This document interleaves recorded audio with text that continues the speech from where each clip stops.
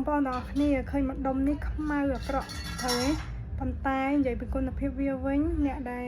ចូលចិត្តខាត់ស្បែកប្រកាសជាដឹងហើយចាថាទោះបីវាខ្មៅក៏ពិតមែនប៉ុន្តែគុណភាពវាប្រសិទ្ធភាពវាខ្ពស់ណាស់ចាអញ្ចឹងពេលដែលយើងយកវាទៅខាត់ស្បែកណាពេលនៅជាកាហ្វេចាយកទៅខាត់ស្បែកធ្វើឲ្យស្បែករបស់យើងទន់រលោងភ្លឺថ្លាចាជាពិសេសកុំចាត់ចោលនៅកោសិកាចាស់ដែលមិនល្អចាហើយនេះគឺជាសាប៊ូចាអញ្ចឹងសាប៊ូនេះ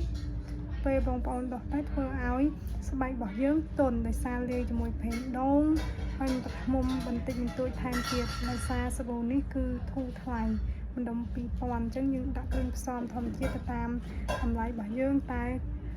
ធ្វើមិនឲ្យបានធម្មជាតិច្រើនចាអញ្ចឹងម្ដុំនេះធ្វើឲ្យបងប្អូនហ្នឹង